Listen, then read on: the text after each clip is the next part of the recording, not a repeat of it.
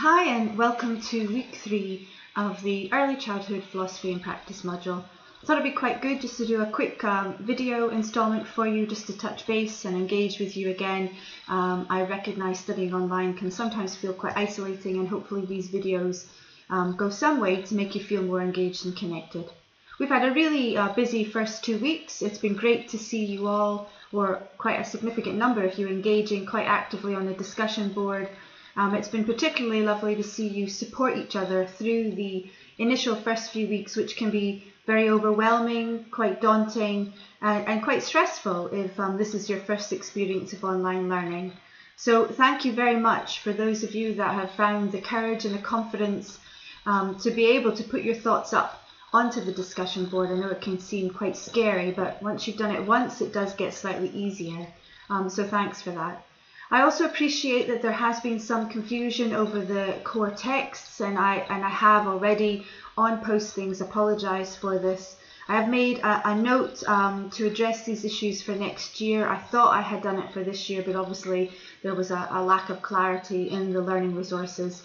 So if it's not been made clear to you, all of the core texts are actually available online, either through web links embedded in the actual learning resources or as ebooks available through the UH library. And hopefully you've managed to find your way through accessing ebooks through the UHI library. The One Core Text Contemporary Issues, edited I think by Gillian Pugh, this has posed many challenges for me over the years that I've been involved in this module, because they keep releasing new editions. At the moment we're sitting with the most current edition, which is the 5th edition, which is recommended as one of your core texts. But there is also an ebook version of this text available through the UHI library, and I think this edition is the 3rd edition. And while I do appreciate having the most up-to-date edition is beneficial, there are obviously still some very useful resources in these older editions that I still like to use and encourage students to read. So within the learning resources in weeks 1 and 2, some of the reading was actually from the 3rd edition, which you can all access as an ebook within UHI library. But I totally understand that this has caused some confusion, because some students were looking for the reading within their 5th edition and couldn't find it. But sometimes it's just about you becoming independent. If reading is suggested and you can't quite find the pages, perhaps look in the index, look online, find the reading yourself. It's great for me to be able to encourage you to read certain sections, but it's also good to see you developing your own independent research skills. So weeks 1 and 2 was predominantly where we really began to look at some of the kind of foundational principles in relation to early childhood philosophy and practice. We teased out our understanding of child-centeredness, what it means to be developmentally appropriate, and what it means to adopt an inclusive way of practice. And again, it's been good to see some of you beginning to tease out your understanding of these 3 main concepts on the discussion board, because these are the 3 main concepts that we're going to expect you to explore in some detail in Assessment 1. Remember, Assessment 1 is only 500 words, so there's not much room for you to explore these concepts in a considerable amount of detail. So the length of Assessment 1 is going to restrict the depth that you will be able to explore these concepts. In week 2, we began to look at some other aspects in relation to the context, interpersonal context, how important the individuals and the adults and the environment in which children are surrounded in, and how that impacts their learning and their development. And also we touched a little bit on the hidden curriculum and stereotyping. And it's been really interesting to see you share your ideas on the, I've got the module here open in front of me, on the conundrum. There perhaps was no right or wrong answer. I think it really got you thinking, and it really got you kind of maybe recognizing your own stereotypical attitudes without even being aware that you may have had them. I think the correct answer is that the surgeon is the boy's mother. But it was good to see that some of you were exploring same-sex relationships, step-parents, really a broad spectrum of different issues in relation to who the surgeon could have been. So again, well done on that. So we're now moving on to section 2. Now, like section 1, section 2 covers weeks 3 and 4. It's really important for you to pace yourself through the learning resources. I totally understand that this module, and I can see you sharing that on the discussion board, is very heavy going at times. There's a lot of content, there's a lot of suggested reading in the module, which is great because it's all there for you. So just take your time. If you don't have enough time to read every single link that is embedded in the module, perhaps you can go back to that at a later stage. You may find that as you're working towards the submission of Assessment 1, your ability to engage with the learning resources lessens because you're trying to focus on the assessment. Try not to get stressed by that. Many students use the October Reading Week, which I think is week beginning the 14th of October, where there's no new learning resources. Many students use that as an opportunity to catch up a wee bit on bits that perhaps you've missed or you'd like to go back and try to read a wee bit more about. And I can see on the discussion board that some of you are just really taken to the module and are desperate to read more and more and more and having to stop yourself. And that's great for us to hear as tutors. It's great to know that the module and the content of the module is inspiring you and wanting you to learn more about the aspects that we're covering within the module. I have said in one of my postings on the discussion board that over the past sort of 2 or 3 years, I have actually lessened the content in this module. And each year I do take sections out, but I do understand that it still can be quite a heavy going module, and there's a lot for you to read and there's a lot for you to digest. So just take your time, pass over bits that you feel you don't have enough time to read, all the hyperlinks, and perhaps go back to these at a later stage. So this week we start to look at the historical pioneers. And we look at 4 historical pioneers. In week 3, we look at Froebel and Steiner. And in weeks 4, we look at Isaacs and Montessori. And what I hope you find really interesting as you begin to explore more about these historical pioneers, although Susan Isaacs is slightly more up to date than the other 3, is that they still have relevance today.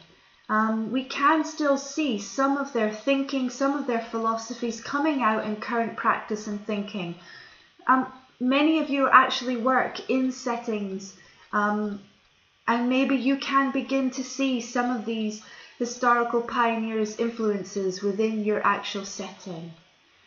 So it's really exciting when you begin to look back at history and we can start to identify the fact that these individuals who may have lived over 100 years ago still have relevance today. And I find that very inspiring and very interesting for us to consider that. I have to admit, from my own personal perspective, Froebel is one of my favourites. I often think that Froebel is the unacknowledged founder of child-centeredness, and that he often gets overlooked when we're looking at early childhood philosophy and practice.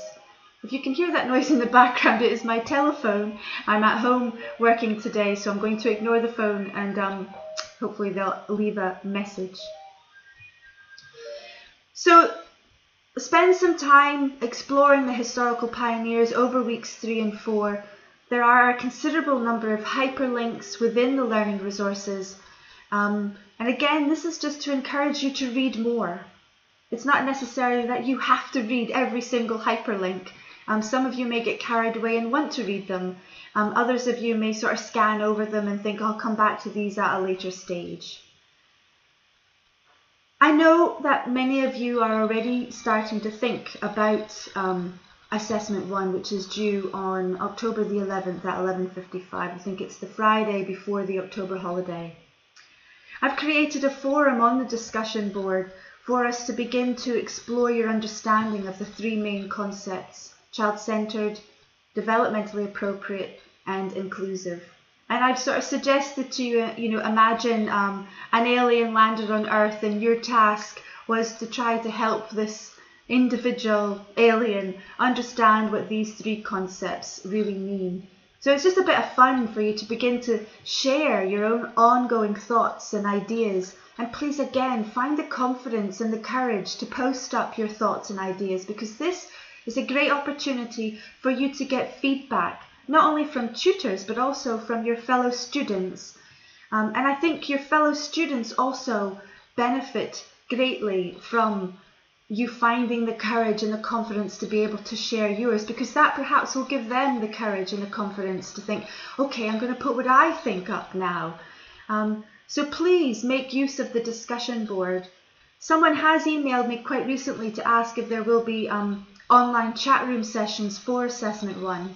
Last year, students found that the discussion board forums were sufficient for Assessment 1, and we didn't arrange chat rooms for Assessment 1. We did for Assessment 2, which is a slightly longer assessment, but Assessment 1 is a 500-word, very concise definition.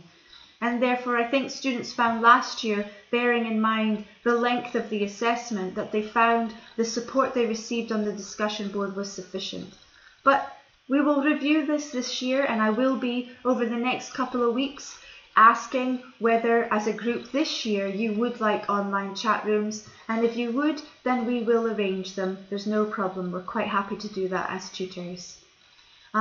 We actually have 4 tutors on the module now. So there's myself, Lindsay Nichol, Helen Coker and Kerry McGeechee. And I am in the process of perhaps looking at another tutor to join us, because the numbers have really grown on this module. We're sitting at about 120 students on the module.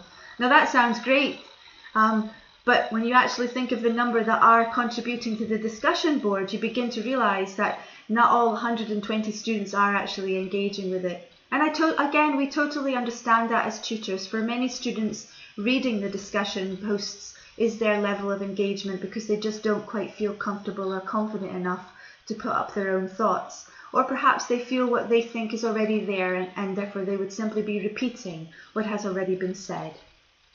Going back to Assessment 1, there is a discussion board forum created now in the module for you to contribute and add your thoughts and explore your ideas of these 3 main concepts. I will, over the next week or so, actually share previous assessments with you. 2 students from last year have given me their permission, very happily given me their permission, to share their work with you anonymously this year. So you won't be able to identify who these students are, but last year, or I quite openly do this within all 6 of my modules, and it's really as a way to encourage you to reflect and develop your own academic writing skills. You'll be able to see how the students have referenced. You'll be able to see the content and the layout and how they structured their assessments. This in no way is to restrict you. In no way should you think, well, that's the only way it can be done. These are just examples to help you move forward with your own thoughts, and they should not limit you. Some students last year felt quite anxious about looking at the assessments prior to them writing their own work. And so what they did is that they wrote their own assessment first, they went back and they then looked at the examples, and then they could reflect upon the 2. There is in no way that you should worry about copying these assessments, or that you're entering the realms of plagiarism. I've never had a student do that in any of the 3 or 4 years that I have openly shared previous assessments with students. And the feedback that students give me through me sharing this and involving you in this process is that they found it very beneficial. It's helped ease their anxieties about the actual assessment, because they can see one that's been done already. And yes, I do understand that for some it may be an intimidating experience, because you may yourself feel, I can never achieve that level.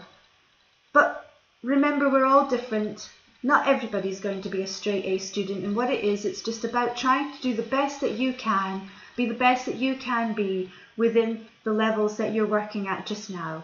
And that may be affected by a number of factors that are impacting you: family, children, work. So being the best that you can be may be not quite the best you can be, because you've got all of these external factors that are kind of acting upon you. So you're being the best that you can be within the circumstances that you find yourself. So it's been great to chat to you again. Hopefully you'll have some benefit from watching me through this video. I will actually do a specific video on Assessment 1, and I will have Assessment 1 in front of me, and I will be going through it bit by bit to help you think about what you should be doing in relation to Assessment 1, and I'll probably be also looking in relation to the exemplar so that you can see how the students themselves have addressed what we're looking for in Assessment 1. So I look forward to speaking to you next time, and good to chat to you this time.